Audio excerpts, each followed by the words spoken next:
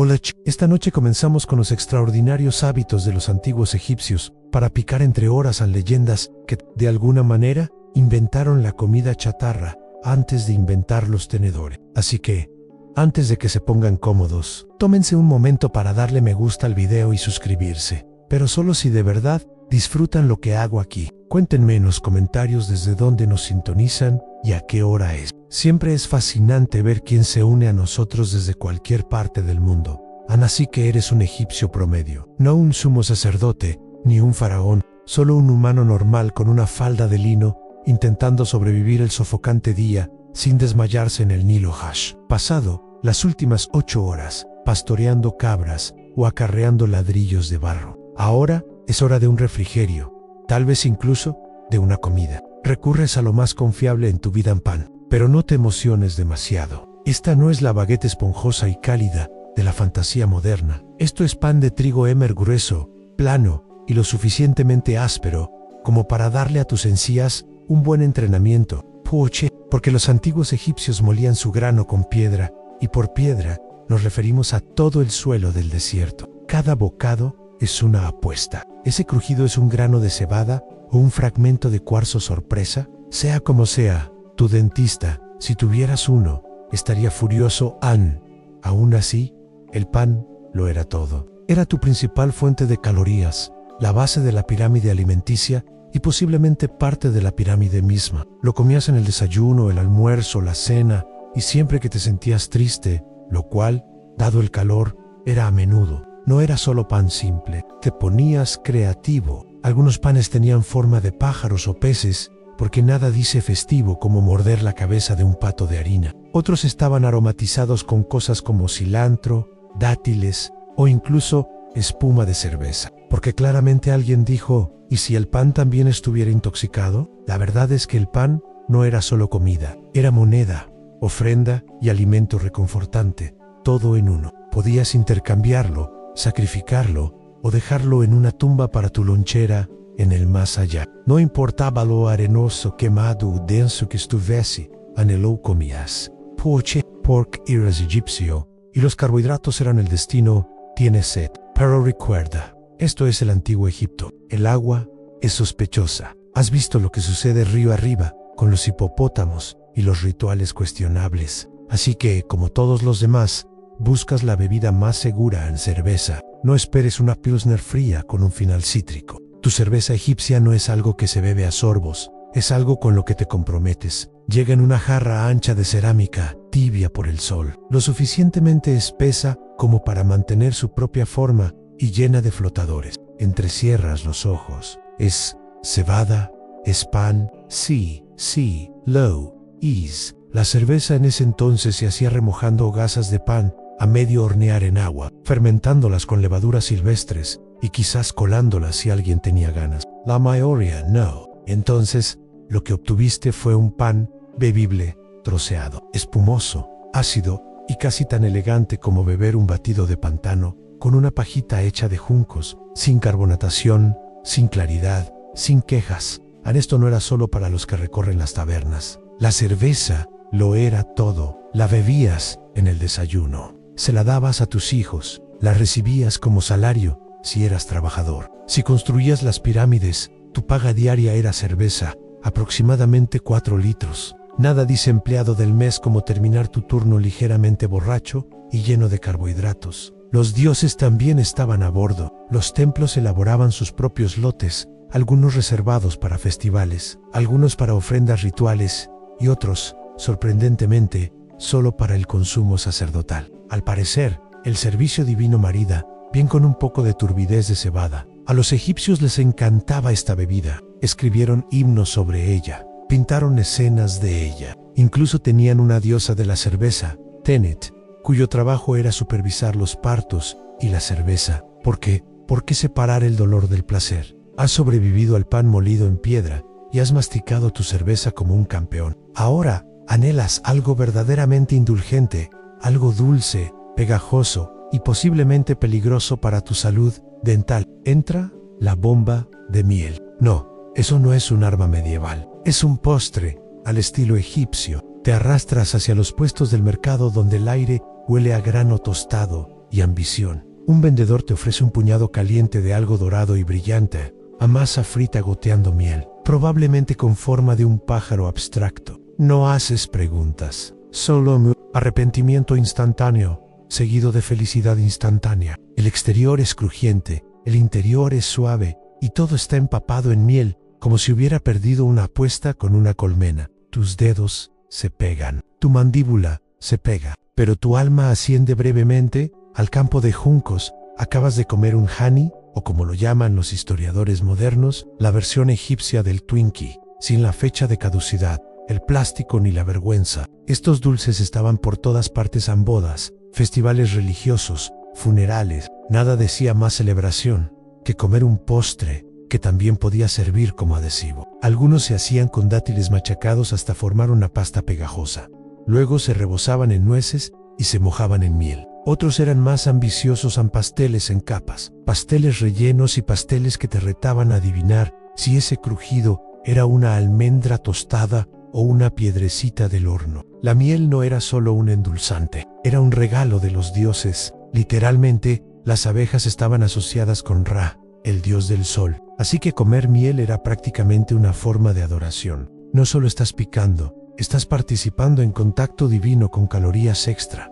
Claro, solo los más ricos conseguían lo mejor. Como pastor de cabras de clase media con sueños, tu bomba de miel probablemente sea un poco ligera y pesada, pero ¿a quién le importa? Es caliente, pegajosa, y te distrae del hecho de que tu techo es de barro y que los gatos del lugar te han maldecido 3 veces esta semana.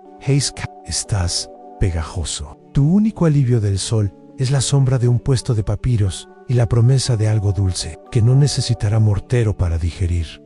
Así que, te acercas a un vendedor ambulante que te saluda con una sola palabra que lo cambia todo en dátiles. No del tipo romántico, a tus posibilidades de seducir a una sacerdotisa son tan secas como el Nilo en pleno verano. No, estas son las frutas arrugadas, dulces y cultivadas en el desierto que los antiguos egipcios consumían en cantidades francamente sospechosas. Kojis una es suave, marrón, ligeramente blanda. Parece algo que un camello rechazó, pero huele a caramelo con ambición. Le das un mordisco, ¡boom! Subidón de azúcar instantáneo. Tus pupilas se dilatan. Tu mandíbula se contrae. Te sientes vivo de nuevo, hasta que te das cuenta de que te has comido 5 en menos de un minuto. Ahora puedes escuchar a los dioses susurrándote a través de tus muelas. Bienvenido a la sobrecarga de citas. Los dátiles eran la solución a todo. En el antiguo Egipto, vagitaos, energéticos, postres digestivos, tácticas de seducción y a veces, incluso, adhesivos estructurales. Se machacaban, se secaban, se hervían, se mezclaban con frutos secos, se fríen o se rellenaban con miel y se dejaban al sol hasta que alcanzaban la consistencia de un ladrillo de alegría. Algunos mezclaban dátiles con harina de cebada y formaban bolitas. Otros los convertían en almíbar, una sustancia espesa y oscura que vertían sobre pan, pasteles o, en fiestas salvajes, posiblemente sobre sí mismos. En los festivales de los templos no se hacen preguntas, simplemente se come. Incluso a los escribas les encantaban los dátiles. Puede que su tinta se haya desvanecido, pero las recetas se conservaron. Los papiros médicos mencionaban los dátiles como curas para todo, desde el estreñimiento hasta el mal humor general. ¿Coincidencia? Probablemente no. Intentas estar triste con la barriga llena de pastel de dátiles caliente, pero hay un lado oscuro. Estás a la mitad de tu séptimo globo pegajoso, cuando tu estómago empieza a hacer preguntas que tu cerebro no puede responder. Te has pasado otra vez. Te duelen los dientes. Tu lengua se siente como si la hubieran lacado en almíbar. El ibis local te está juzgando. Lo obvio, regresas tambaleándote a tu casa de adobe, con los dedos pegajosos y los ojos vidriosos, susurrando nunca más a los dioses de la indulgencia. Una mentira que ya han oído antes. Pero no te preocupes, mañana volverás al puesto del vendedor. Y así el ciclo continúa. Dejemos algo claro. No hay tigres en Egipto, ni ahora, ni entonces, pero alguien, en algún lugar, vio un tubérculo pequeño y arrugado y decidió llamarlo chufa. En fin, el marketing era complicado en la Edad de Bronce. Así que ahí estás, paseando por el barrio de la panadería de Tebas, y alguien te ofrece algo que parece una galleta, huele a azúcar y tiene la densidad de un rollo de papiro, sumergido en melaza. Le das un mordisco crujiente, masticable, dulce y extrañamente floral. Enhorabuena. Acabas de probar el pastel no felino más querido del antiguo Egipto en las chufas, o chufas. No eran en realidad frutos secos, sino más bien tubérculos almidonados, disfrazados de ingredientes de postre. Pero a los egipcios no les importaba. Las molían para hacer harina, las machacaban para hacer una pasta, o las mezclaban con miel y dátiles para formar delicias, compactas y redondas que se te pegaban en las muelas durante día. La pesadilla de un dentista. El sueño de un niño. La élite las comía como exquisiteces, a menudo maridadas con vino o jarabe, y se servían en banquetes donde alguien tocaba la lira y alguien más vomitaba en un rincón por el exceso de vino de dátiles. Tú, un humilde escriba de clase media con dolor de espalda crónico, probablemente comías la versión económica, ligeramente quemada, con menos miel, más parecido a un fruto seco. Una receta incluso incluía machacar chufas con miel, hornear la pasta en un molde al fuego y terminar con un chorrito de jarabe de dátiles. Uno pensaría que el antiguo Egipto inventó la barra de proteínas, solo que la suya era principalmente azúcar y agresión pasiva. Incluso las pinturas de las tumbas presentan estas pequeñas delicias. Imagina vivir con tal reverencia por un bocadillo que lo pintarías en tu lugar de descanso eterno. Aquí yace Men, amaba las bolas de chufa y no había forma de pararlo. Por supuesto, después de 2 o 3, tu estómago comienza a susurrar andesiste. Estos pasteles son engañosamente pesados. ¿Pensabas que podrías comer 6? Chele, ahora tienes la mandíbula dolorida,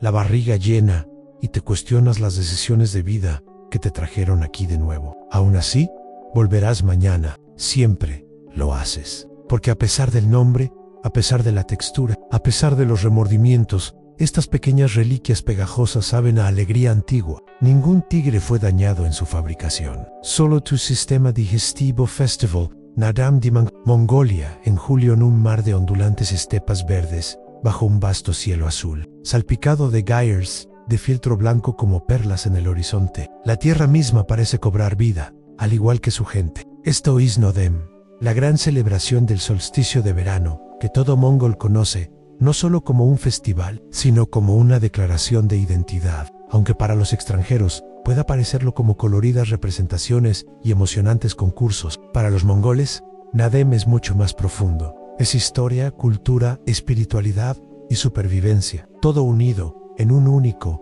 y apasionado latido. En esencia, Nodem significa reunión. Familias viajan desde praderas aisladas, a veces durante días a caballo o en camión, para converger en pueblos, ciudades y la capital. Ulan Bator en el ambiente es electrizante. Vendedores de empanadillas kosher fritas se alinean en las calles. Los músicos afinan sus violines Morinku y los ancianos comparten historias orales de los guerreros de Yengi, que mientras los niños corren entre la multitud entusiasmados. El festival comienza oficialmente con un desfile en soldados, monjes, músicos y atletas marchan ante un público entusiasta. Trajes de colores brillantes, ondeantes telas de seda y estandartes ondean al viento, mientras la bandera nacional se iza con solemne dignidad.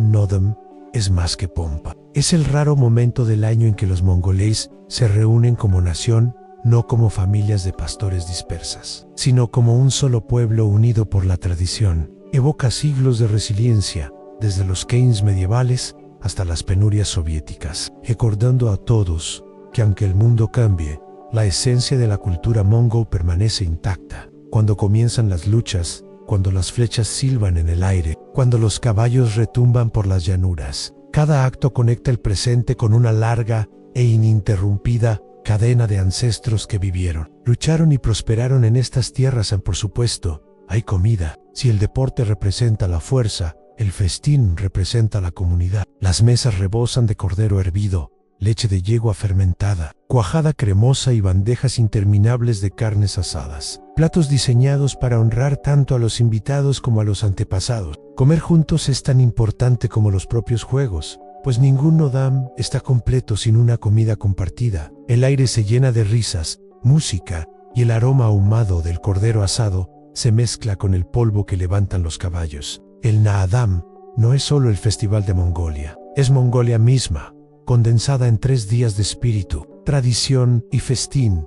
En la estepa en el corazón del Nadam se encuentran los 3 legendarios deportes masculinos a la lucha libre, el tiro con arco y las carreras de caballos. Durante siglos, estas competiciones han definido lo que significa ser fuerte, hábil y perseverante en la implacable estepa mongola. No son solo juegos recreados para el entretenimiento, sino tradiciones vivas que se remontan a los guerreros de Genghis Khan, quienes se basaron en estas habilidades para construir uno de los imperios más grandes que el mundo haya visto jamás. La lucha libre, el icónico Berkila lucha libre, o Berk, es quizás el deporte más emblemático de Nadaman. No hay categorías de peso, ni asaltos, ni colchonetas protectoras. 2 competidores saltan a un campo polvoriento, vestidos únicamente con chaquetas cortas y abiertas en el pecho, calzoncillos ajustados y botas pesadas. Sus atuendos simbolizan la libertad y la honestidad, con el diseño del pecho abierto, añadiéndose famosamente para impedir que las mujeres compitieran en secreto. Aunque hoy en día esa regla parece anticuada, el objetivo es simple en obligar al oponente a tocar el suelo con cualquier parte del cuerpo, que no sean los pies o las manos en Berk. No es solo físico, es spiritual. Antes de cada combate, los luchadores alzan los brazos e imitan el vuelo del águila mítica, honrando a los espíritus de la estepa. Los vencedores son celebrados no solo como atletas, sino también como héroes culturales, y sus títulos resuenan en la memoria local durante décadas. Tiro con arco, precisión y tradición. Tiro con arco transmite una energía diferente. Hombres y mujeres forman largas filas, vestidos con coloridas dels, y disparan arcos compuestos tradicionales, armas poderosas que antaño temían los ejércitos de toda Eurasia. Las dianas no son dianas sobre papel, sino pequeños anillos de cuero colocados en el suelo, que exigen una precisión letal. Las flechas silban en el aire mientras los equipos corean rítmicamente palabras de aliento. Se siente menos como un deporte moderno y más como adentrarse en un campo de batalla medieval donde la precisión significaba supervivencia.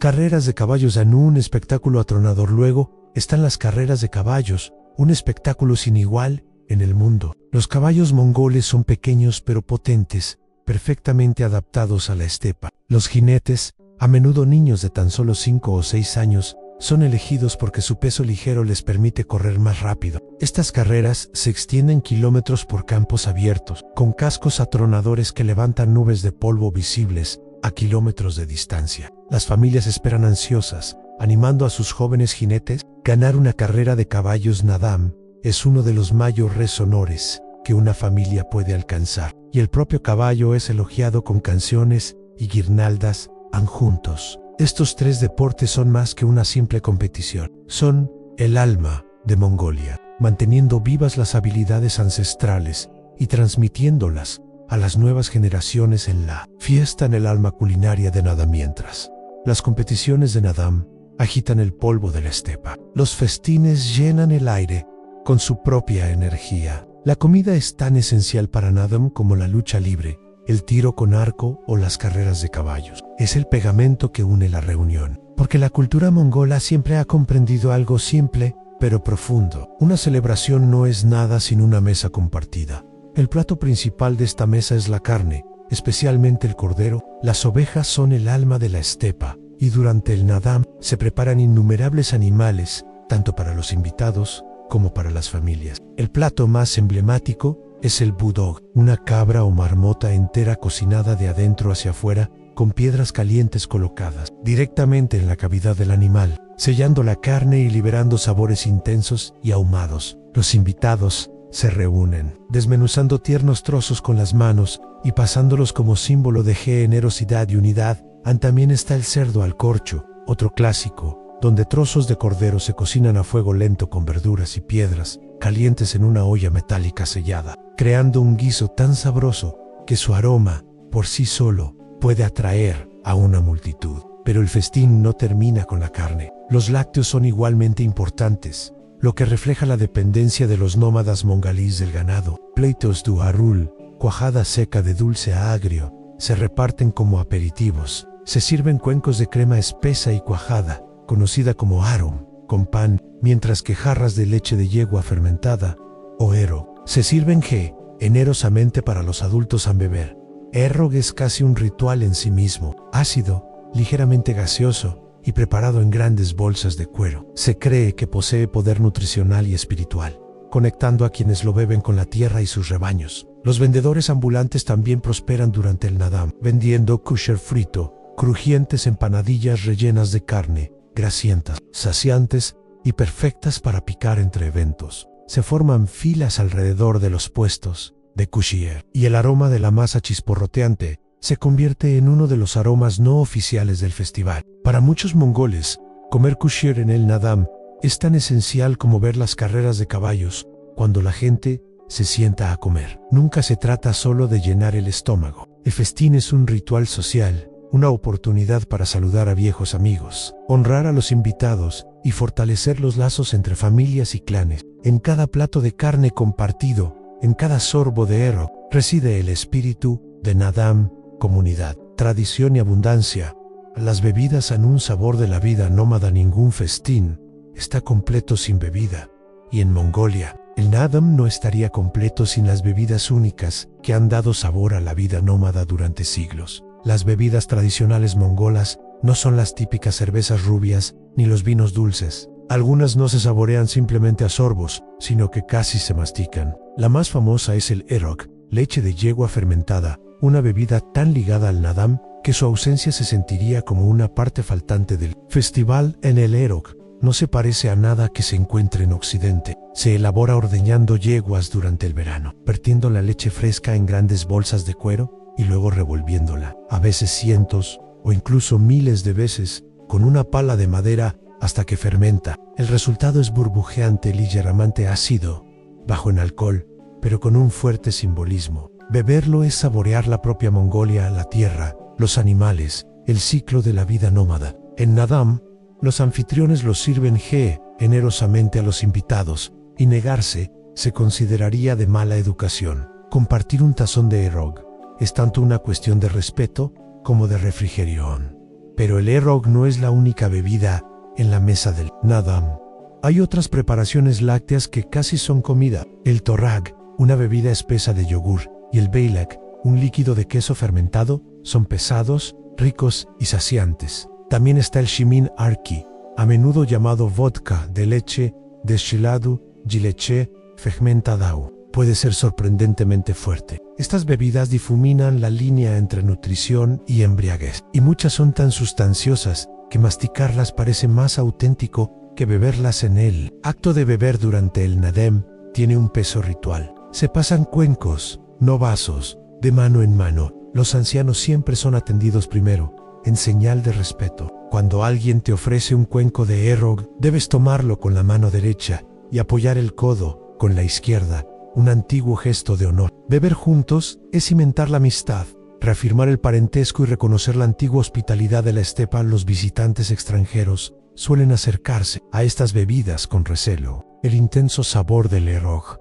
la intensidad de las bebidas lácteas, la calidez del vodka con leche en todo, puede resultar chocante para el paladar moderno. Sin embargo, entre las risas de los amigos, el tintineo de los tazones y el bullicio del festival, estas bebidas unen a la gente. En ese momento, Nadam se convierte en algo más que un espectáculo. Se convierte en comunión. Dulces, una delicia sorprendente, el cordero ahumado, las albóndigas chisporroteantes y los interminables tazones de leche fermentada. Nadam también ofrece algo que muchos visitantes no esperan. Dulces. Mongolia puede ser una tierra famosa por su carne y sus lácteos de calidad, pero cuando llega el festival de Nadam, las mesas también dan la bienvenida a dulces que equilibran la contundencia de la carne con toques de azúcar y sabor en entre. Ellos destacan los dulces a base de miel, a veces llamados Beiling Borzog, las bombas de miel de la estepa. Los borzog son pequeños trozos de masa dorados y fritos, parecidos a las rosquillas,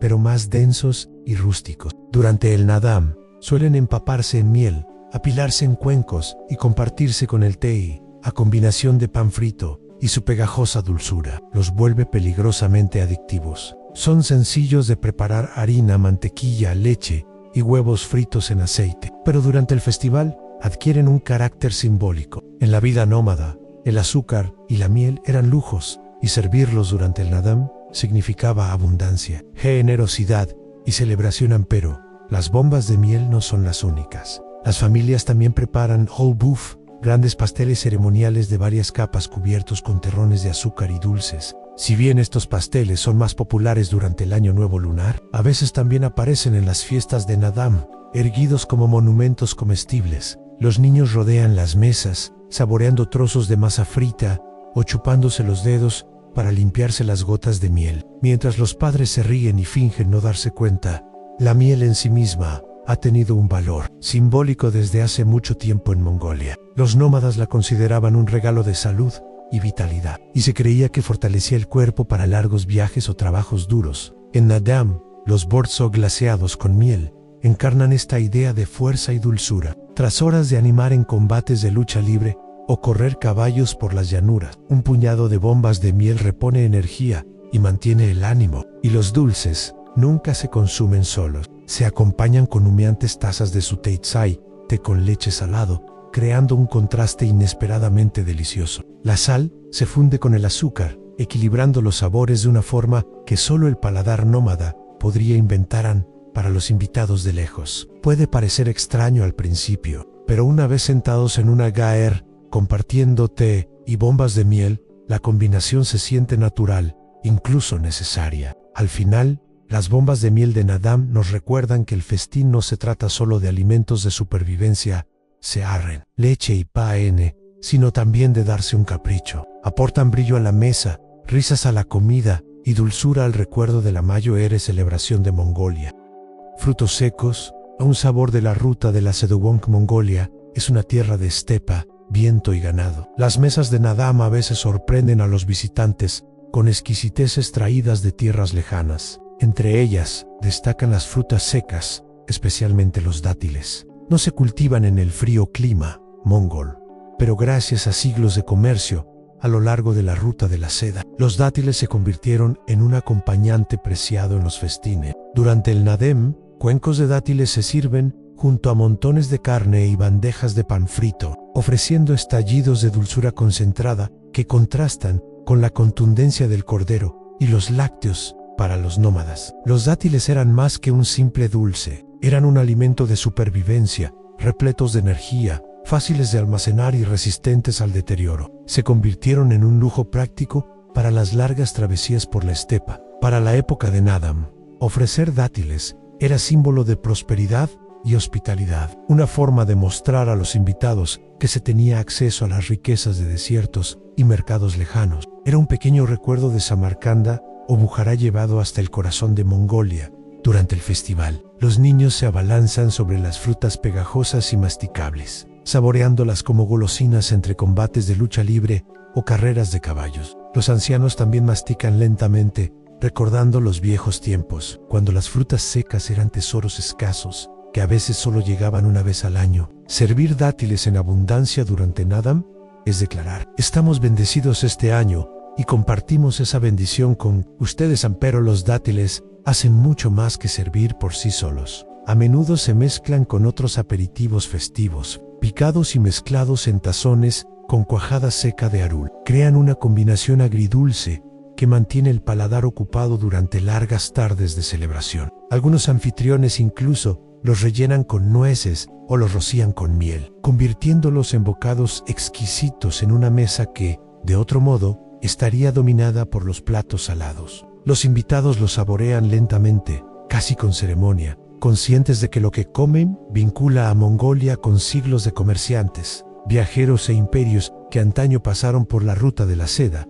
Para los mongalíes modernos, los dátiles siguen siendo un importante manjar festivo, aunque son más fáciles de conseguir hoy que en el pasado. En Nadam, su función no es meramente culinaria, sino simbólica. Recuerdan a la gente que Mongolia, aunque remota y autosuficiente, siempre ha estado conectada con el resto del mundo. En cada mordisco de dátil se esconde un sabor a historia, un recordatorio de que incluso en las estepas más agrestes, la dulzura encuentra su camino a casa. Pasteles de Shufa, una dulce tradición entre la variedad de dulces de Nadam. Hay ciertos bocadillos que llaman la atención a los extranjeros, en parte por sus nombres. Por ejemplo, los pasteles de chufa, a pesar de su sonido dramático, no hay tigres involucrados, y de hecho, las chufas ni siquiera son nueces, son tubérculos diminutos y masticables. a veces llamados almendras de tierra, que se han disfrutado desde la antigüedad en Asia y más allá. En Mongolia se hicieron un hueco en el festival,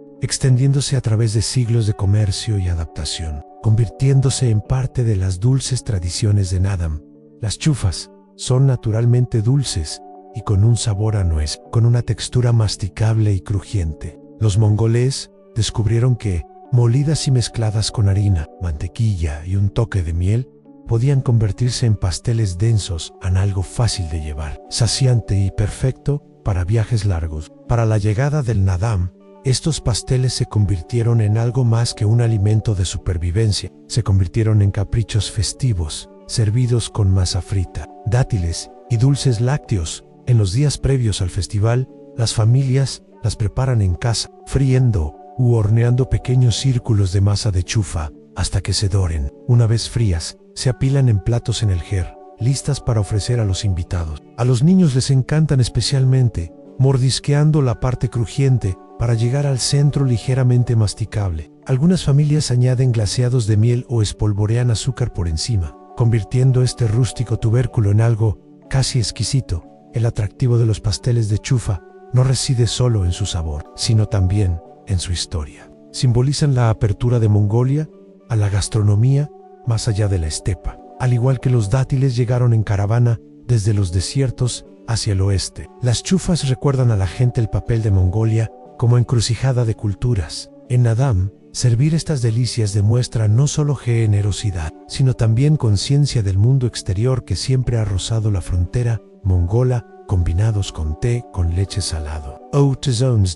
Los pasteles de chufa se integran al ritmo del festín. Los comensales se reclinan, saciados por el cordero asado, y buscan algo más ligero y dulce para limpiar el paladar. Puede que estos pasteles no sean tan famosos como los dumplings kushier, ni tan icónicos como un tazón de airak, pero aportan una nota importante a la sinfonía del festival, una dulzura con raíces mucho más antiguas y extensas que la propia Mongolia. En resumen, los pasteles de chufa demuestran que Naadam no se trata solo de lo local y lo tradicional, se trata de cómo los mongoles han integrado los sabores del mundo en su propia identidad al lotus. Chips, una novedad crujiente a primera vista. Mongolia no parece una tierra donde crezcan flores de loto. La estepa es demasiado fría, demasiado seca y demasiado dura para plantas tan delicadas. Sin embargo, en Naadam se puede encontrar algo que los lugareños llaman en broma chips de loto. No están hechos de flores de loto reales sino de la rey, un producto comercial que viajó hace siglos por la ruta de la seda y que finalmente llegó a las cocinas mongolas. Canel Timpo. Estas crujientes rebanadas en forma de rueda se convirtieron en un aperitivo novedoso, conectando lo extranjero con lo familiar. La raíz del loto tiene un aspecto distintivo. Al cortarla, forma un patrón natural de agujeros que se asemejan a pequeñas ruedas de carreta. Los mongolíes, siempre ingeniosos, descubrieron que, cortada finamente y frita, la raíz se transforma en algo crujiente, sabroso y curiosamente adictivo. En los festines de Naadam, las hojuelas de loto añaden variedad a la abundante variedad de carnes y lácteos. Se espolvorean con un toque de sal, a veces con miel, y se sirven en cuencos junto a las albóndigas kushier. Para muchas familias, su presencia es menos una tradición que un deleite, una pequeña sorpresa en la mesa festiva. Su llegada a Mongolia cuenta una historia más grande. Los mongoles de la época del imperio no eran solo guerreros, eran comerciantes, conquistadores y herederas de la cultura. Productos de China, Persia e India llegaron al mundo mongol, y alimentos como la raíz de loto dejaron su huella. E incluso este aperitivo con forma de patata frita es un recordatorio silencioso de que Mongolia nunca ha sido una tierra aislada, sino parte de una vasta red de intercambio. Comer chips de loto en Naadam es tanto un descanso sensorial como una oportunidad para socializar. Tras atiborrarse de contundentes platos de cordero, los comensales optan por algo más ligero y crujiente. El crujido contrasta con la riqueza del festín, deleitando a los paladares. A los niños les encanta su forma divertida, sosteniendo los pequeños anillos como si fueran juguetes antes de llevárselos a la boca. Los ancianos suelen sonreír al verlos, recordando historias de cómo estos alimentos antaño eran lujos escasos, disponibles solo en pueblos grandes con fuertes vínculos comerciales. Así pues, aunque las chips de loto no sean tan tradicionales como el erog o el cerdo de corcho. Su presencia demuestra que Nadam no se ha estancado en el tiempo. La mesa festiva evoluciona, adaptando nuevos sabores sin perder sus raíces. En cada crujiente bocado de una chip de loto se encuentra tanto la apertura de Mongolia al mundo exterior como su ingenio para apropiarse de lo extranjero en él, frenesí de las fiestas de Nadamsi, las luchas, las estruendosas carreras de caballos y las flechas altísimas le dan a Nadam su ritmo. El festín le da su alma. Pero lo que hace que la escena gastronómica de Nadam sea tan inolvidable no son solo los platos en sí, sino el frenesí. Imagine familias enteras saliendo de las gers, vendedores gritándose unos a otros y multitudes moviéndose como mareas entre las competiciones y los puestos de comida. El festival se trata tanto de comer como de celebrar, y durante Nadam, nadie se va con hambre. Lo primero que llama la atención es el olor. Nubes de humo del cordero asado se mezclan con el aroma a aceite del kushier frito. Hay vendedores ambulantes por todas partes, trabajando sin parar voltiendo dumplings, sirviendo tazones humeantes de té con leche salado y repartiendo brochetas de carne chisporroteante. Las filas se forman en minutos, luego se disuelven en multitudes ansiosas y hambrientas a medida que las bandejas de comida desaparecen en manos expectantes. En cualquier momento, parece como si toda la estepa se hubiera convertido en una enorme cocina que, en las reuniones familiares, el frenesí es más tranquilo, pero no menos intenso. Los gairs rebosan de comida en ovejas enteras hervidas y trinchadas con precisión ritual, bandejas de productos lácteos apiladas, cuencos de herrock que se rellenan constantemente. Los invitados llegan, se sientan y se les ofrece comida de inmediato, estén listos para comer o no. La hospitalidad es implacable. Rechazar un plato con demasiada firmeza es casi un insulto. En una cultura donde la supervivencia dependía antaño de la generosidad, ofrecer abundancia en Nadam es un deber sagrado. Los niños corren entre el festín y los juegos, agarrando masa frita en una mano y tirando de la manga de sus padres con la otra. Los adolescentes se apiñan alrededor de los vendedores de bebidas dulces o caramelos, mientras los mayores se sientan con las piernas cruzadas a la sombra, bebiendo erog y observando el caos con divertida paciencia. El frenesí gastronómico no es desorden, sino una celebración de la vida misma ruidosa, desordenada, generosa y llena de risas. A lo notable es que, por muy concurridos o frenéticos que sean, los festines de Nadam nunca pierden su sentido ritual. Cada bocado conecta con la ascendencia, cada plato compartido reafirma la amistad, y cada momento alegre y ruidoso refleja la resiliencia de un pueblo que prospera en la dura estepa, celebrando juntos. Al ponerse el sol y apagarse la música, puede que el polvo se asiente, pero el sabor de Nadam perdura en el estómago, en la memoria y en el espíritu de Mongolia. En Genghis Khan, la creación de una leyenda en la estepa mongola de finales del siglo XII, la supervivencia no estaba garantizada. Los vientos cortaban con fuerza las praderas, los inviernos congelaban rebaños enteros y la traición a menudo llegaba más rápido que el amanecer. En este mundo nació el niño que un día se convertiría en Genghis Khan.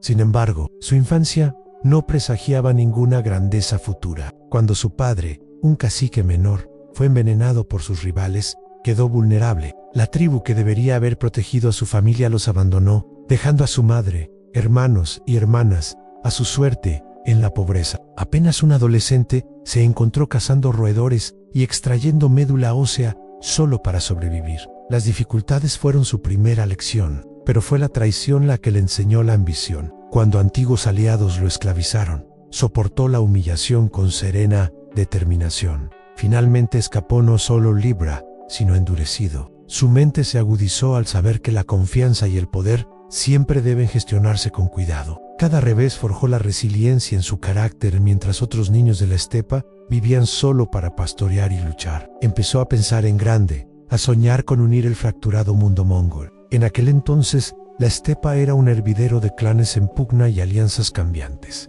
La lealtad solo duraba lo que duraba la siguiente incursión, y las disputas sangrientas se extendían de generación en generación. Comprendió que sobrevivir en un mundo así requería más que fuerza bruta. Exige Vision comenzó a reunir aliados no solo mediante la intimidación, sino mediante la confianza los matrimonios y los vínculos personales sellados con juramentos de sangre. Su carisma atraía a guerreros que valoraban la disciplina por encima del caos y recompensaba la lealtad con oportunidades, incluso si eso significaba elevar a hombres de baja cuna por encima de sus nobles rivales. Al principio de su edad adulta, se había abierto camino desde el exilio hasta el liderazgo. Derrotó a tribus rivales con una mezcla de ferocidad y astucia, transformando el mapa político de la estepa Han en 1206. Tras años de campañas y forja de alianzas, las tribus dispersas finalmente reconocieron su supremacía. Una gran asamblea, o Kurultai, lo proclamó Genghis Khan, gobernante universal. Fue un momento que marcó no solo el ascenso de un hombre, sino la transformación de un pueblo fragmentado en una sola fuerza unificada. El niño que una vez había rebuscado en las praderas heladas, ahora estaba al frente de una nación, y con la unidad lograda, su mirada se volvió hacia el exterior. El mundo más allá de la estepa pronto sentiría el estruendo de los cascos mongoles. La visión de Genghis Khan, unir a los mongoles cuando se convirtió en Genghis, quien en 1206 heredó no un reino pacífico, sino un polvorín de clanes rivales, Tudus Armadus, desconfiados y sumidos en siglos de rencores. Los mongolíes eran guerreros feroces, pero su desunión los hacía vulnerables. Genghis comprendió que, para conquistar el mundo más allá de la estepa, primero debía conquistar a los propios mongoles, y para ello, debía redefinir su concepción de la lealtad, el honor y el poder.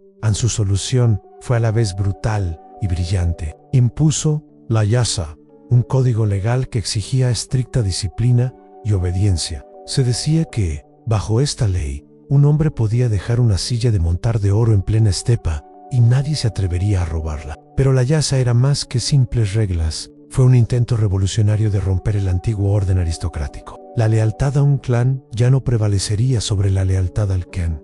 La nobleza de nacimiento ya no garantizaría el poder. En cambio, los hombres ascendían mediante el mérito, el coraje y la lealtad. Esta política atrajo a guerreros ambiciosos de tribus rivales que vieron en Genghis un líder que premiaba la capacidad, en lugar del linaje. Aún así, la unidad requería sangre. Genghis no dudó en aniquilar clanes enteros que lo desafiaban, enviando un mensaje claro de que la traición se pagaría con el exterminio. Al mismo tiempo, practicó una generosidad calculada. Cuando derrotaba a sus enemigos, solía incorporar a sus guerreros a sus filas, ofreciéndoles una nueva vida si juraban lealtad. El resultado fue un ejército temido y admirado, compuesto por hombres unidos, no por frágiles lazos tribales, sino por la lealtad compartida a un gobernante Han. Para su ascenso, fueron fundamentales los lazos personales, conocidos como anda, juramentos de hermandad sellados con sangre. El propio había jurado tales lazos en su juventud,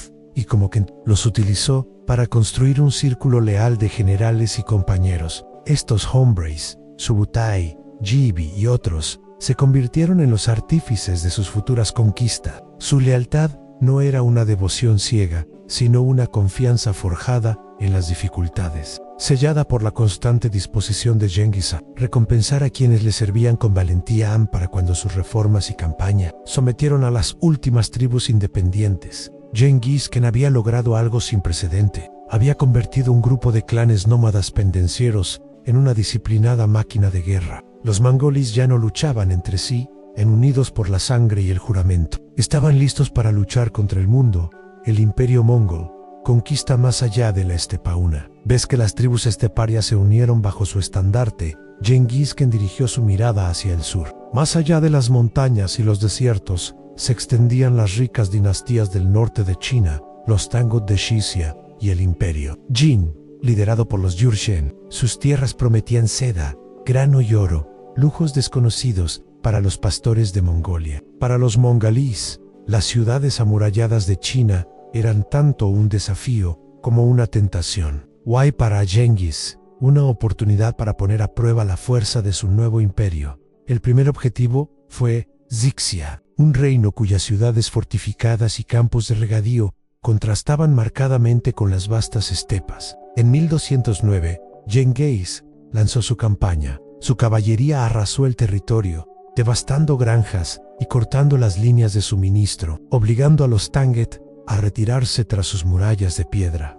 Al principio, Los mongalíes carecían de la técnica de asedio necesaria para derrotarlos, pero Cengiz se adaptó rápidamente. Reclutó ingenieros chinos, aprendió el uso de catapultas y torres de asedio, y pronto, los invencibles jinetes de la estepa se volvieron tan letales contra las fortalezas como en batalla abierta. Shixia se rindió, pagó tributo y ofreció a su princesa en matrimonio. Fue la primera experiencia de conquista más allá de Mongolia, y despertó el apetito de Cengiz.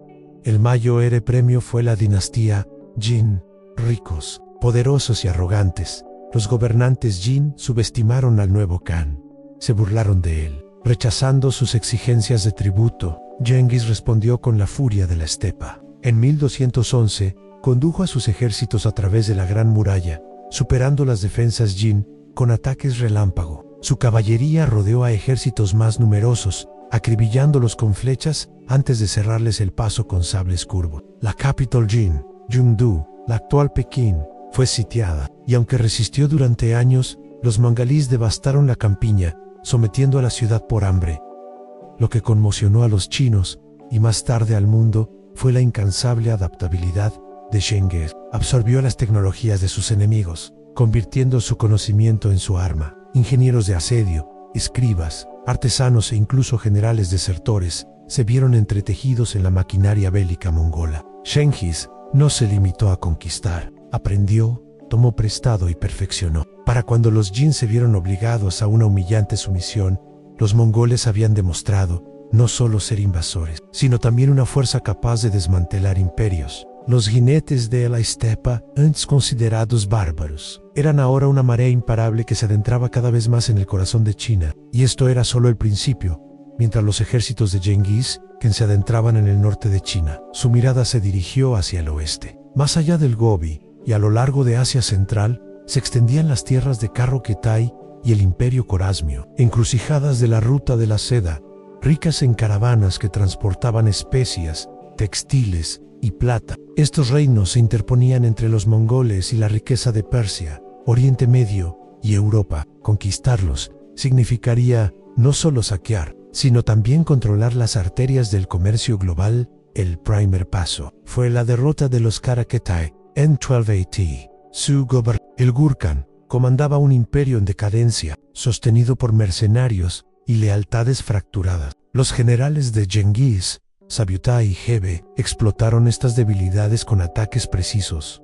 Su caballería atravesó las defensas del imperio con una precisión aterradora, y muchos gobernantes locales desertaron antes que enfrentarse a la ira mongola. En menos de un año, los Kara-Ketai se derrumbaron, abriendo el camino hacia el imperio Khwarasmiano, uno de los estados más poderosos del mundo islámico. Inicialmente, Cengiz buscó la diplomacia. Envió una caravana de comerciantes y enviados al Shah de Khwarasmia Alauddin Muhammad, proponiendo comercio. El Shah, desconfiado y arrogante, respondió con traición. Los comerciantes fueron ejecutados y un embajador mutilado, un insulto que Cengiz no pudo perdonar.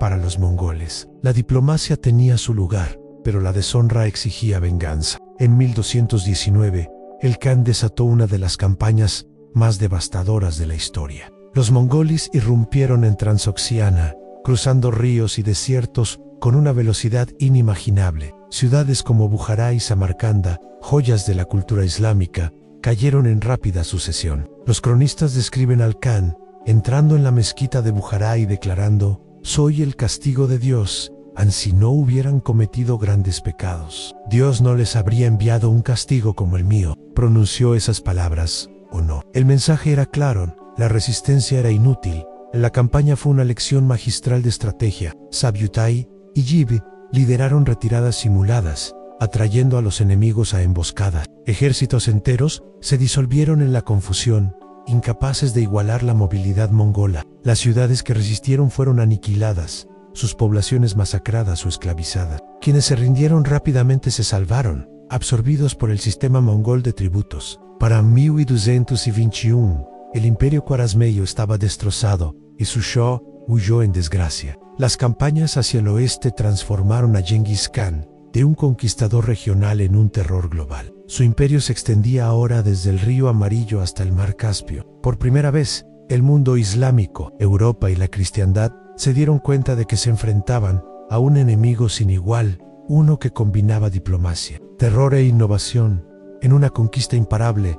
A la caída del Imperio Khwarezmiano, dejó a Asia Central en ruinas. Pero para Genghis Khan, la venganza aún no estaba completa. El Shah, que lo había insultado, Alauddin Muhammad, huyó hacia el oeste, abandonando sus ciudades y súbditos. Las fuerzas mongolas lo persiguieron por desiertos y montañas, con una determinación implacable. Aunque el Shah finalmente murió en el exilio, en una isla del mar Caspio, en 1220, la persecución en sí misma simbolizó la determinación de Genghis. Ningún insulto a los enviados mongolíes, ninguna violación de las costumbres diplomáticas quedaría impune, pero los ejércitos del Khan no habían terminado. Dirigieron su furia contra Persia. La invasión de Persia fue tanto estratégica como simbólica. Persia era una tierra de ciudades florecientes, erudición islámica y mercados prósperos, pero también un reino fragmentado y vulnerable a la disciplina mongola. Entre 1220 y 1221, los generales mongoles Sabyutai y Gibe encabezaron la campaña, liderando rápidos avances que aturdieron a los defensores. Los mongolíes se desplazaron en columnas a lo largo de vastas distancias, coordinando ataques que parecían imposibles dadas las condiciones del terreno. Ningún río, desierto o montaña podía frenar su caballería. Las ciudades que resistieron pagaron el precio más alto. Nishapur, tras un prolongado asedio, fue arrasada en venganza cuando un comandante mongol, yerno del propio Genghis, fue asesinado. Los cronistas afirman que cientos de miles fueron masacrados, aunque estas cifras podrían ser exageradas. Sin embargo, la brutalidad fue innegable. Barrios enteros fueron arrasados y los supervivientes fueron llevados como esclavos. Para los mongolíes, el terror no era una consecuencia de la guerra, era un arma diseñada para destruir la resistencia antes de que pudiera formarse en otras ciudades. Sin embargo, aprendieron la lección y abrieron sus puertas. Las que se rindieron rápidamente, a menudo se salvaron de la destrucción masiva. Sus artesanos y eruditos quedaron a su servicio para servir al imperio. Genghis no tenía ningún interés en gobernar ruinas humeantes, solo ingenieros, escribas y artesanos fueron absorbidos por los mongoles, devueltos a Karakorum o para servir en otras campañas. El ingenio del Khan residía en convertir a las poblaciones conquistadas en combustible para nuevas conquistas. Para 1221, los mongolíes habían arrasado Persia, dejando tras de sí un rastro de ciudades destruidas y ejércitos destrozados. El mundo islámico quedó conmocionado. Corrieron rumores de que los mongolíes eran un azote enviado por Dios, un castigo divino encarnado. Para Genghis Khan, la campaña fue más que una venganza aún. Era la prueba de que su imperio no tenía fronteras. Los mongoles podían atacar en cualquier lugar, y ningún reino, por antiguo o orgulloso que fuera, estaba fuera de su alcance, mientras Genghis afianzaba su control sobre Persia. Sus ambiciones y curiosidad se extendían más al oeste. Los mongoles ya habían aniquilado reinos en Asia, pero ahora sus jinetes avanzaban hacia los bosques y ríos desconocidos de Europa del Este. Estas expediciones, iniciadas alrededor de 1221 a 1223, no fueron lideradas por el propio Genghis, sino por sus generales de confianza, Subutai y Gebe, maestros de la estrategia, cuyas campañas causarían conmoción en todo el continente.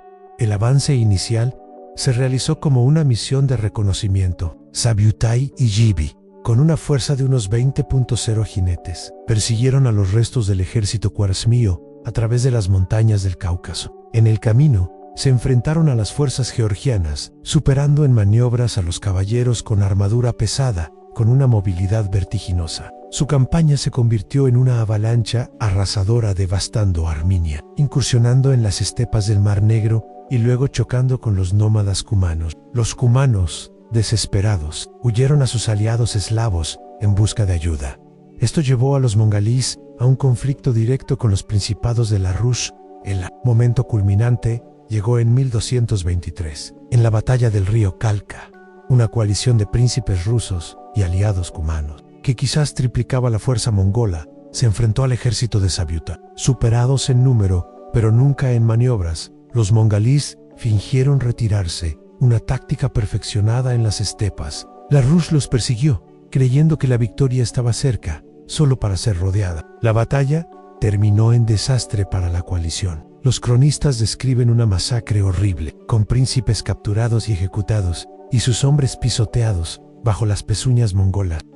Sin embargo, sorprendentemente, los mongoles no se quedaron para ocupar Rosh. En cambio, Sabyutai y Jibi continuaron su marcha, incursionando en Crimea antes de regresar a Mongolia a través de las estepas del Caspio. Fue menos una conquista que una demostración, un estruendo que anunciaba a Europa el surgimiento de una nueva potencia en el este. La noticia de la velocidad y brutalidad de los mongalis se extendió por toda la cristiandad, sembrando miedo e incredulidad. Para muchos en Europa, los jinetes parecían menos hombres y más un azote de Dios. Imparable e inhumano para Gengis Khan, estas campañas fueron invaluables. Cartografiaron nuevas tierras, pusieron a prueba a los ejércitos europeos y demostraron que el alcance mongol se extendía mucho más allá de Asian. La marcha hacia Europa del Este fue una advertencia que no se comprendería plenamente hasta décadas después, cuando los ejércitos mongoles regresaron con fuerza para destrozar reinos desde Polonia hasta Hungría. Tras años de campañas casi constantes, los ejércitos mongolíes habían extendido su dominio desde el río Amarillo hasta el mar Caspio. Sin embargo, incluso un conquistador tan implacable como Gengis, quien sabía que la expansión no podía continuar sin consolidación, a principios de la década de 1220, volvió su atención a la propia Mongolia, a las estepas que lo habían moldeado y a la fundación del imperio que llevaba su nombre. El regreso no fue un simple regreso a casa, sino un momento de reorganización. Gengis convocó kurultais, grandes consejos de sus nobles y generales, donde se debatían estrategias y se reforzaban nuevas leyes. Distribuyó las tierras y pueblos conquistados entre sus hijos y comandantes de confianza, garantizando tanto la lealtad como el orden. El imperio estaba dividido en infantazgos, pero todos debían obediencia al Gran Khan. Era un equilibrio delicado. Han otorgaba autonomía a figuras poderosas y dejaba claro que la autoridad suprema emanaba únicamente de Elan. Igualmente importante fue el perfeccionamiento de Lhasa, su código legal. Bajo este, el robo, la traición y la deserción se castigaban severamente, pero la lealtad y el mérito se recompensaban generosamente. Estas leyes no eran abstractas, se aplicaban a lo largo de las vastas distancias del imperio por funcionarios designados y gobernadores militares. Incluso en regiones a miles de kilómetros de Mongolia, la voluntad de Gengis Khan se sentía, a través de este sistema unificado de disciplina, también invirtió en infraestructura, algo poco común en los imperios nómadas. Se establecieron estaciones de relevo y rutas postales, conocidas como Yam, a lo largo de las estepas y más allá, lo que permitió que los mensajes viajaran a una velocidad asombrosa. Esta red unió al imperio, permitiendo a Gengis mandar ejércitos a miles de kilómetros de distancia con notable eficiencia. Los comerciantes también se beneficiaron a medida que el comercio, a lo largo de la ruta de la seda, comenzó a florecer bajo la protección mongola. Lo que antes había sido un mosaico de peligrosas rutas de caravanas, se estaba convirtiendo en una arteria comercial segura culturalmente. Gengis fomentó un pragmatismo peculiar. Acogió a artesanos, escribas y eruditos de las tierras conquistadas. Musulmanes, chinos, persas y turcos encontraron su lugar en su administración y sus habilidades fortalecieron el imperio. Si bien sus conquistas fueron brutales, su gobierno fue a menudo sorprendentemente tolerante con las religiones y las costumbres locales, siempre que se pagara tributo y se jurara lealtad. Al regresar a las estepas, Gengis se aseguró de que el imperio no se derrumbara bajo el peso de su propio éxito. Fue una pausa, un ajuste de las riendas antes de la siguiente oleada de expansión para el Khan. Las estepas no eran solo su patria, eran el corazón que impulsaba la vida de un imperio que se extendía por continentes. A mediados de la década de 1220, Gengis Khan ya era una leyenda. Su imperio se extendía desde los confines de Corea hasta las costas del Caspio, y sin embargo, no había terminado. El anciano conquistador aún tenía asuntos pendientes con Sisia, el reino Tanget del norte de China que antaño se había sometido, pero que se había vuelto inquieto bajo la dominación mongola cuando los Tangets desafiaron su autoridad y eludieron sus obligaciones. Gengis decidió liderar personalmente una campaña final, un recordatorio de que ninguna traición, por pequeña que fuera, quedaría sin respuesta. La guerra contra Shixia fue brutal y rápida. Los ejércitos mangalís arrasaron ciudades, campos y sistemas de riego, privando al reino tanto de alimento como de moral. Genghis empleó su clásica estrategia de terror, dando ejemplo de resistencia a los asentamientos para que otros se derrumbaran sin luchar para 1226. La capital Tanget, Jiangxing, estaba sitiada. Ante la hambruna, los Tanget intentaron negociar, pero Genghis exigió una rendición incondicional. Antes de que se pudieran concretar los términos, enfermó gravemente, ya sea por heridas sufridas en batalla o por lesiones sufridas en un accidente de equitación. La causa exacta sigue siendo un misterio. Rodeada de leyendas y especulaciones a pesar de su precaria salud, Genghis insistió en terminar la guerra. Sus generales, honrando su voluntad, perseveraron hasta que Sixia fue completamente destruida, su familia real ejecutada, sus ciudades arrasadas y su nombre borrado de los mapas. Fue una cruda demostración de la determinación mongola. Desafiar al Khan era invitar a la aniquilación solo tras asegurar la victoria. Genghis finalmente sucumbió a su enfermedad en agosto de 1227, falleciendo en su campamento cerca de las tierras Tangut conquistadas. Su muerte se mantuvo en secreto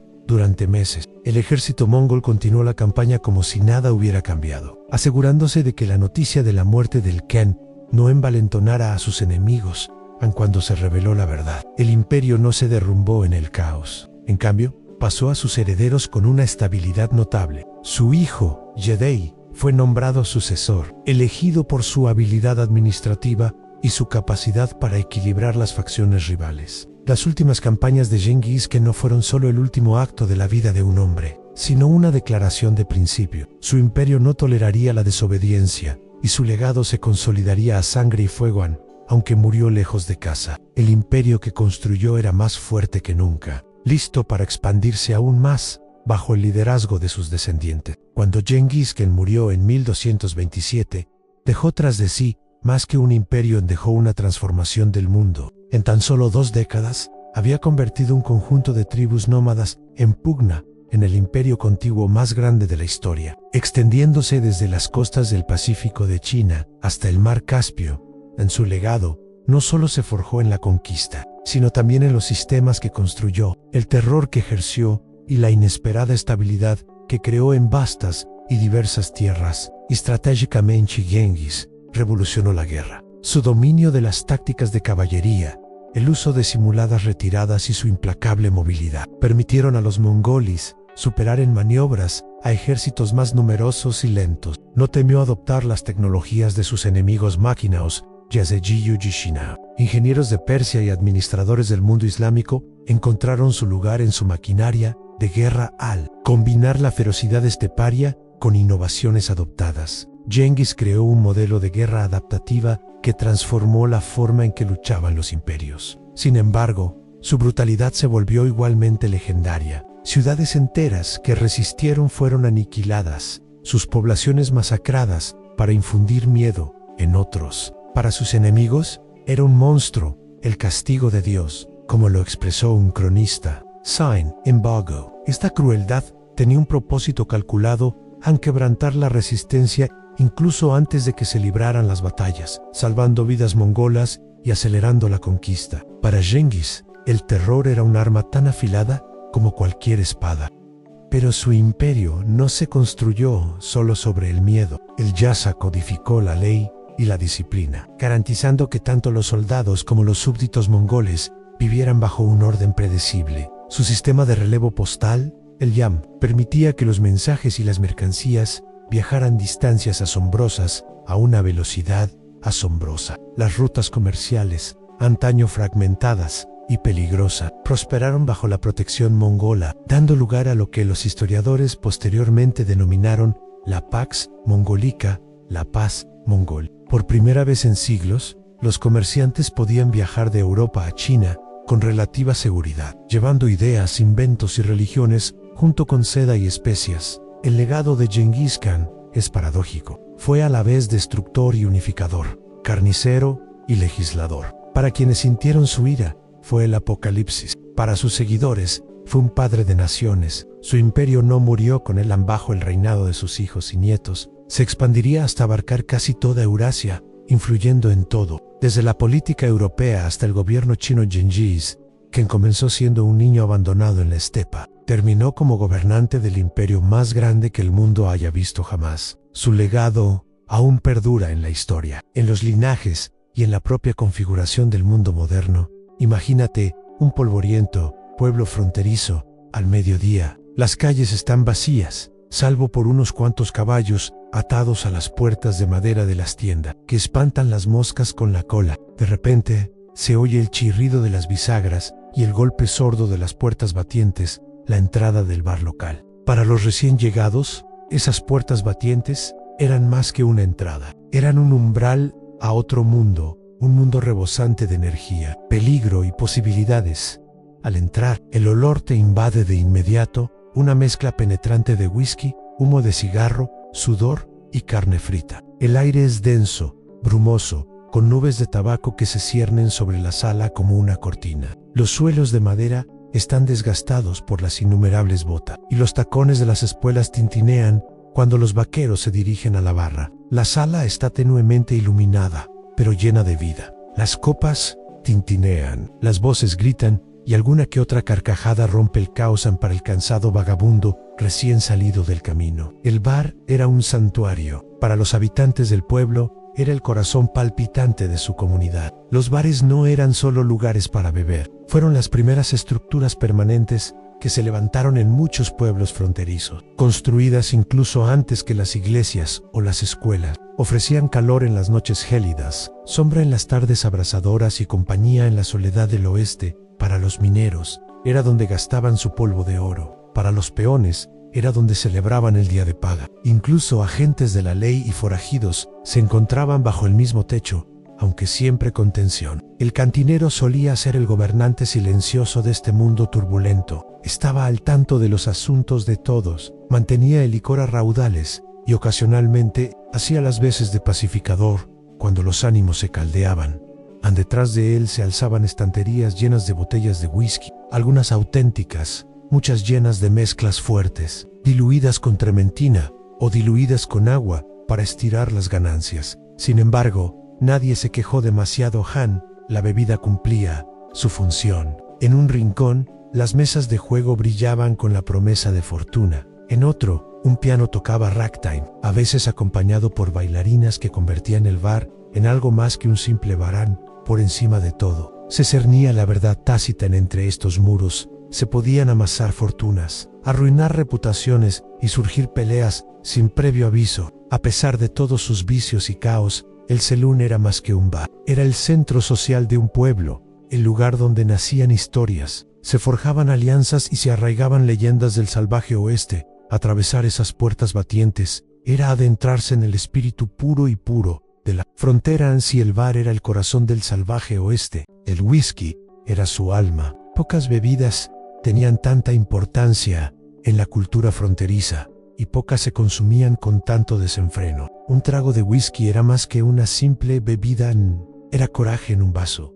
una cura para la soledad, una recompensa tras un trabajo agotador y a veces la chispa que encendía un polvorín de violencia. Pero no se imaginen el licor suave y ámbar de hoy. El whisky de la frontera era notoriamente áspero. Muchos barriles estaban llenos de alcohol de grano crudo, apenas añejado y tan áspero que quemaba la garganta de un solo trago. Para estirar las provisiones y aumentar las ganancias, los taberneros solían fortificar sus existencias con queroseno, yugo de tabaco, pólvora o incluso cabezas de serpiente de cascabel que flotaban en el barril para obtener un supuesto efecto medicinal. Los lugareños bromeaban diciendo que algunas mezclas podían despintar las ruedas de una carreta, pero aún así los hombres hacían fila para conseguirlas, tras días pastoreando ganado o blandiendo picos en una mina.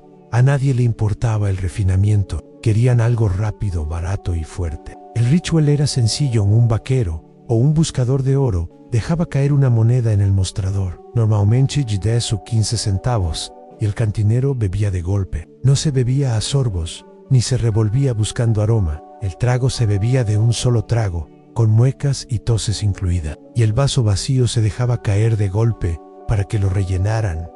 Algunos hombres acompañaban la bebida con cerveza, que a menudo estaba caliente y sin gas, mientras que otros pedían más hasta que les fallaban las piernas o se les enfurecía la sangre. El whisky también servía como pegamento social. Se cerraban tratos, se sellaban amistades y se avivaban rivalidades. Un bar tranquilo podía volverse ruidoso en minutos una vez que el licor fluía a raudales. Los veteranos afirmaban que la salud de una cantina se medía no por el peso de sus puertas ni por el brillo de sus suelos, sino por la rapidez con la que se vaciaba una botella un sábado por la noche.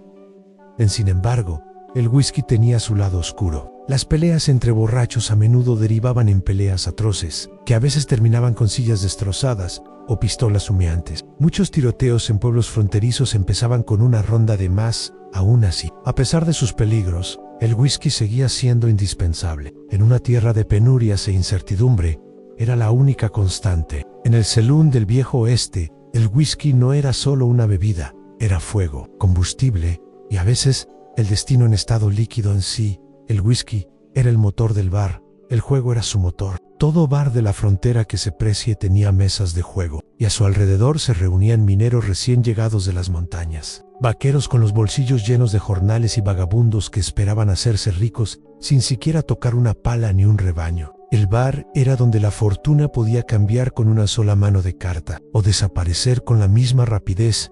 El póker era el rey. Hombres encorvados sobre mesas de madera desgastadas, con la mirada fija en las manos de 5 cartas, el ceño fruncido bajo sombreros de ala ancha. Un buen jugador de póker podía convertir unos pocos dólares en una fortuna, siempre que mantuviera la calma y el revólver a mano. Farolear era un arte, pero hacer trampa era común. Haces ocultos, cartas marcadas o un compañero repartiendo desde abajo eran amenazas constantes. Ser descubierto no solo significaba perder las ganancias, sino también enfrentarse a una bala antes de abandonar la mesa. Pero el póker no era el único juego popular. El faro, un juego de cartas rápido importado de Europa, se hizo tremendamente popular en el oeste americano. Tan popular, de hecho, que algunos pueblos tenían más mesas de faro que de póker. A diferencia del póker, el faro solía estar dirigido por un croupier o banquero designado, lo que hacía que dependiera menos de la habilidad del jugador y más de la suerte o de la honestidad de la casa. Las probabilidades favorecían al croupier y muchos salones amasaban fortunas organizando partidas de faro amañadas. Aún así, la emoción hacía que los jugadores volvieran juegos de dados, ruletaos, incluso concursos improvisados, desde lanzamiento de cuchillos hasta pulseadas, llenaban la sala de juego. Un hombre podía entrar con el sueldo de una semana y perderlo todo antes de que se le calentara la cerveza. Otros salían ricos, sonriendo, solo para ser asaltados en el callejón por perdedores envidiosos. Los propios jugadores eran figuras descomunales. Doc Holliday, Wild Bill Hickok e innumerables estafadores menos conocidos se labraron su reputación en estas salas llenas de humo. No eran simples jugadores sino artistas, inventando leyendas con cada mano, cuyas hazañas eran contadas por los clientes, asombrados, mucho después de que las cartas se hubieran esfumado. Para muchos, las mesas de juego eran el verdadero escenario del bar, lugares donde el coraje, la codicia y la suerte se mezclaban bajo la tenue luz de las farolas. Cada baraja conllevaba posibilidades y cada mano conllevaba peligro. En el viejo oeste, la fortuna nunca estaba asegurada, pero dentro del bar siempre estaba a solo una mano de distancia en sí. Las mesas de juego animaban el salón. La música y el entretenimiento le daban alma. El sonido de un piano vertical, destartalado, medio afinado y medio en protesta, era un elemento fijo en casi todos los salones de la frontera. Su alegre repiqueteo atravesaba la neblina de humo de cigarro y el tintineo de las copas, prometiendo distraerse de las penurias del exterior, allá fuera un animado número de ragtime, una balada triste, o simplemente un pianista borracho aporreando las teclas con más entusiasmo que destreza. La música llenaba la sala de vida. A menudo, el pianista no estaba solo. Violinistas, banjistas o incluso pequeñas bandas ambulantes añadían variedad, convirtiendo el bar en lo más parecido a una sala de conciertos que la mayoría de los pueblos jamás habían tenido. Los clientes cantaban, fuerte y mal, arrastrando las voces por el whisky, y sus risas se fundían con la música hasta que el lugar mismo parecía vibrar. Y luego estaban las bailarinas, los iconos de la vida de cantina, conocidas como chicas de cantina, palomas sucias o simplemente artistas. Estas mujeres trabajaban tanto para que los hombres gastaran dinero como para actuar. Vestidas con brillantes, vestidos con plumas, lentejuelas y colorete, bailaban en escenarios improvisados o se abrían paso entre la multitud, persuadiendo a vaqueros y mineros para que les invitaran a beber, por el precio de un whisky y menos a menudo diluido para las chicas. Un vagabundo solitario podía disfrutar de la conversación, el coqueteo y la fugaz ilusión de compañía. Algunas chicas de salón eran artistas expertas por derecho propio, capaces de cantar o bailar con la suficiente elegancia como para cautivar a la audiencia. Otras estaban allí simplemente para sobrevivir, ganándose lo que podían en un mundo que ofrecía pocas oportunidades a las mujeres. Sin embargo, para muchos clientes, eran tan esenciales para la experiencia del salón como las cartas o el licor, por supuesto. La presencia de música y baile no siempre significaba paz. Las peleas por celos entre los clientes por la atención de una chica podían escalar rápidamente, y más de una pelea comenzaba con una palabra fuera de lugar durante un vals. Aún así, la atmósfera que creaban era irresistible. Para los hombres que habían pasado semanas en senderos polvorientos o en minas oscuras, el resplandor de las farolas, el susurro de las faldas y el ritmo de las teclas del piano eran recordatorios embriagadores de que la vida podía ser más que trabajo y polvo. El entretenimiento en el bar nunca era refinado ni refinado, pero no necesitaba serlo. Era crudo, ruidoso y vivo, exactamente como el mismísimo salvaje oeste a pesar de la música, las risas y la alegría impulsada por el whisky. Cada cantina amenazaba con violencia repentina. Bajo el tintineo de vasos y el barajar de cartas, los ánimos bullían como dinamita, esperando una chispa. Bastaba un trato turbio, una bebida derramada o una mirada de celos a una bailarina para que la cantina se desatara en el caos. Las peleas eran la forma más común de caos en la cantina. Volaban los puños, las sillas se astillaban y las botellas se hacían añicos mientras los hombres resolvían sus rencillas con fuerza bruta. El camarero podía intentar disolverla con una escopeta bajo el mostrador, pero a menudo las peleas se extendían como la pólvora, arrastrando a medio local a la refriega. Mesas vaqueiras, lámparas destrozadas y jugadores desafortunados perdían no solo sus salarios, sino también sus dientes. Para los clientes habituales, una buena pelea era casi esperada, en tanto entretenimiento como peligro. Sin embargo, algunos enfrentamientos no terminaban con moretones y ojos morados. En una tierra donde todos llevaban hierro en la cadera, las disputas a menudo escalaban hasta llegar a las pistolas desenfundadas. Los tiroteos más infames en los salones se hicieron legendarios. Wild Bill Hickok fue abatido a tiros en el salón número 10 de Deadwood, mientras sostenía lo que más tarde se llamaría la mano del muerto. La reputación de Doc Holliday y Wyatt Earp se cimentó no solo en calles polvorientas, sino también en salones llenos de humo, donde las balas volaban sobre fichas de póker. Estos violentos enfrentamientos hicieron que los salones fueran peligrosos, pero también magnéticos. Las historias de tiroteos corrían más rápido que las diligencias, atrayendo a jugadores, forajidos y aventureros que querían presenciar o sobrevivir al siguiente estallido de violencia. El salón se convirtió en un teatro, y los actores eran hombres armados, cuyas vidas se balanceaban al borde del azar.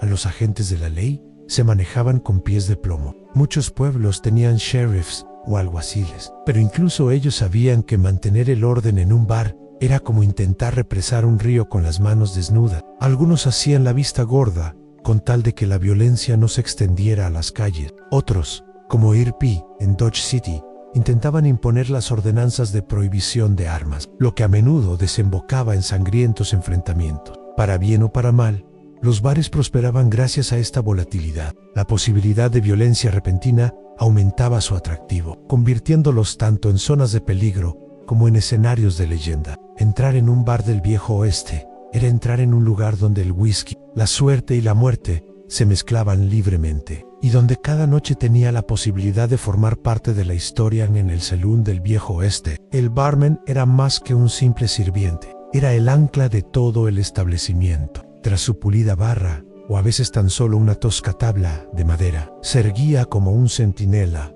a partes iguales empresario, artista, confidente y pacificador. Si el saloon era un barco azotado por olas de whisky y mal genio, el barman era su capitán. En sus funciones iban mucho más allá de servir licor. Un buen barman preparaba las bebidas con rapidez, recordaba las preferencias de cada cliente habitual y mantenía la sala llena de energía. A menudo era la primera persona con la que se topaba un recién llegado al cruzar esas puertas batientes. Una sonrisa, una advertencia o un gesto silencioso del barman podían marcar la diferencia entre una noche de copas tranquilas o una noche que terminaba a puñetazos y pistolas. Su reputación podía atraer a los hombres a un bar con la misma seguridad que las mesas de juego o las melodías de piano, empero los camareros también andaban con pies de plomo. Necesitaban mantener a los clientes lo suficientemente borrachos como para gastar dinero, pero no tanto como para que el bar ardiera en una pelea. Algunos usaban trucos para estirar las ganancias, diluir el whisky, reutilizar barriles de cerveza o vender licor de mala calidad camuflado en botellas de lujo. Los clientes podían quejarse, pero la mayoría seguía bebiendo de todos modos, sabiendo que no tenían otra opción. El cantinero también ejercía el poder de maneras más sutiles. Escuchaba secretos susurrados durante las partidas de póker, captaba fragmentos de negocios y escuchaba confesiones balbuceadas después de la medianoche. En muchos pueblos fronterizos, el cantinero sabía más de sus habitantes que el sheriff. Esto lo hacía tan respetado como temido. Algunos cantineros intercambiaban información, convirtiéndose en intermediarios informales de poder en sus comunidades, y cuando surgían problemas, el camarero solía actuar como árbitro. Muchos tenían una escopeta a mano, no necesariamente para usarla, sino para recordarles a los vaqueros alborotadores que había límites. Un golpe de botella, una orden a gritos o la visión de acero bajo la barra podían calmar una pelea antes de que se descontrolara. Aún así, cuando la violencia se descontrolaba, incluso el camarero más experimentado a veces se agachaba para cubrirse como todos los demás en última instancia. El barman era la mano firme en un mundo caótico. Era la memoria del bar, su gerente y a menudo su alma. Sin él, el whisky dejaba de fluir, los juegos se ralentizaban y el bar perdía su ritmo. En el salvaje oeste, donde la ley era débil y la vida barata, la palabra del barman a menudo tenía más peso que la placa del sheriff, aunque hoy se recuerdan por el whisky. El póker y las peleas, los saloons, eran más que antros de vicio. En muchos pueblos fronterizos, eran lo más parecido a una plaza, el centro neurálgico social y político, donde la vida latía día y noche. Para las comunidades dispersas a lo largo de kilómetros de naturaleza, el saloon no era solo entretenimiento, era el centro donde la gente se reunía. Las noticias corrían y se tomaban decisiones. Los mineros recién salidos de las excavaciones llevaban su polvo de oro al bar, intercambiándolo por bebidas, provisiones o la compañía de sus compañeros. Los vaqueros terminaban las largas manadas cobrando sus salarios, a menudo gastándolos casi en su totalidad bajo el techo del bar. Los vagabundos sin familia encontraban en el bar un lugar donde podían hablar, reír y al menos fingir que pertenecían. Incluso los ciudadanos respetables, que podrían haber fruncido el ceño ante el caos, admitían que gran parte de los negocios del pueblo, ya fueran económicos o políticos, fluían por esas puertas batientes.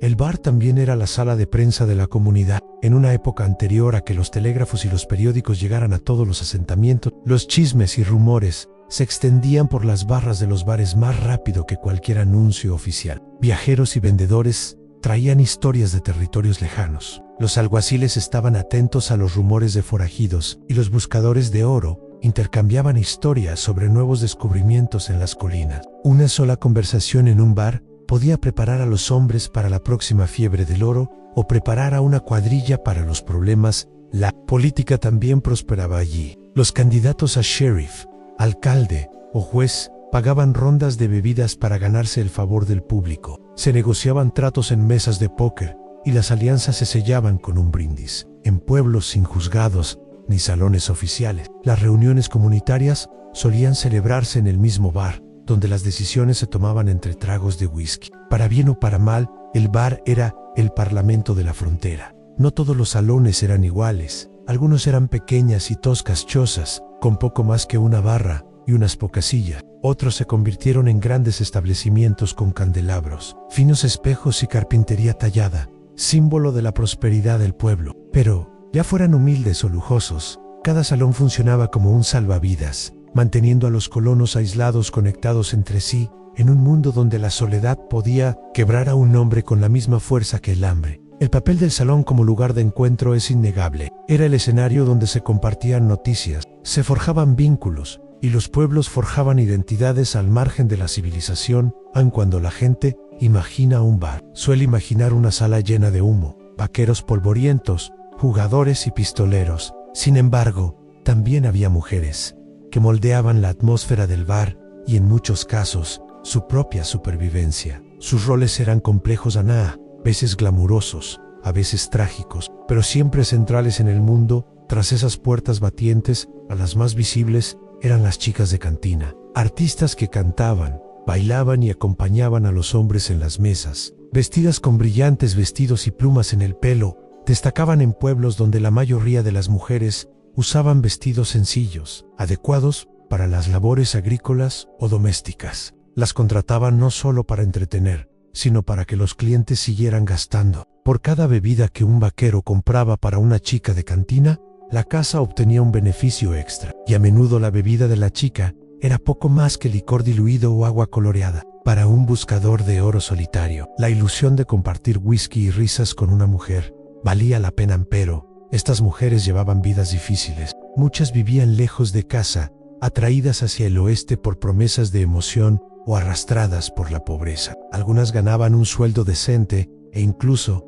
encontraron estabilidad, mientras que otras caían en ciclos de explotación, tratadas más como propiedades que como empleadas. La sociedad respetable a menudo las tildaba de palomas sucias, y aunque aportaban calidez y vida al bar, rara vez eran bien recibidas fuera de él. Sin embargo, no todas las mujeres en los salones eran artistas. Algunas eran propietarias o administradoras de establecimientos. En pueblos mineros y asentamientos en épocas de auge, viudas o mujeres emprendedoras reconocieron la oportunidad y dirigieron los salones como negocios, superando a la competencia y obteniendo ganancias donde los hombres fracasaban. Estas propietarias demostraron que los salones no eran simplemente espacios masculinos, sino motores económicos que las mujeres también podían controlar. Para muchos hombres, las chicas de cantina representaban un breve escape de la soledad y la dura realidad de la vida fronteriza. Un baile, una canción o incluso unos minutos de conversación suavizaban el aislamiento. Sin embargo,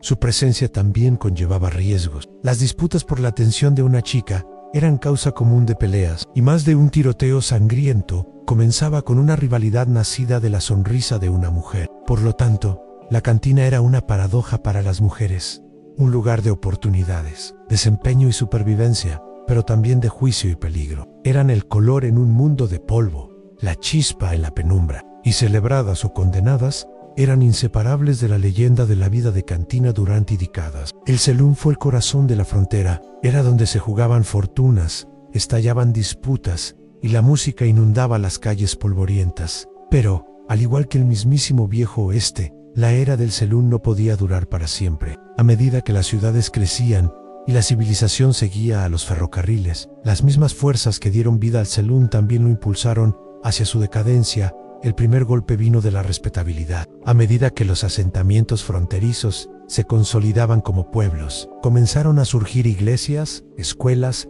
y centros cívicos, instituciones que competían directamente con los bares por influencia. Los líderes comunitarios, en particular las mujeres que participaban en grupos religiosos y movimientos reformistas, denunciaban los bares como antros de vicio. Para ellos, el bar simbolizaba la embriaguez, la desintegración familiar y la anarquía. Consideraban que su cierre era esencial para la construcción de comunidades civilizadas.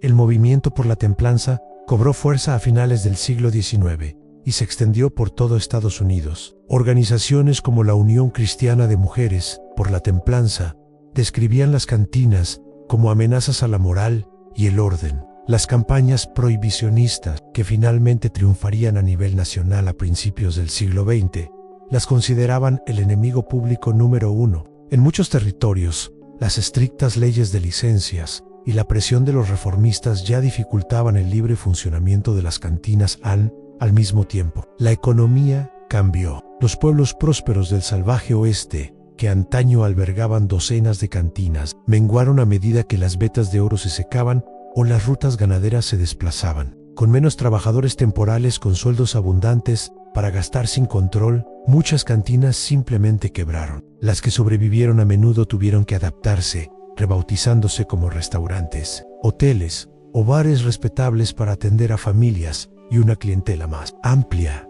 El auge de las cervecerías comerciales también transformó el panorama de los bares. Las cervecerías patrocinadas por cerveceras comenzaron a reemplazar a los bares de whisky independiente, ofreciendo un ambiente más limpio y estandarizado. El bar tosco y caótico dio paso a algo más regulado, refinado y de clase media ampara, cuando la prohibición se convirtió en ley en 1920. El legendario Saloon de la Frontera ya era una especie en extinción. Sus puertas batientes, mesas de póker y bailarinas pertenecían más al recuerdo y al mito que a la realidad. Sin embargo, su legado perduró. El Saloon permanece grabado en el imaginario estadounidense como el escenario donde forajidos y agentes de la ley se cruzaron, donde los vaqueros celebraron sus días de paga y donde la música y el caos definieron una época más dura. El declive del Saloon marcó la domesticación del oeste, pero sus leyendas de tragos de whisky, melodías de piano y peleas aún resuenan a través del tiempo.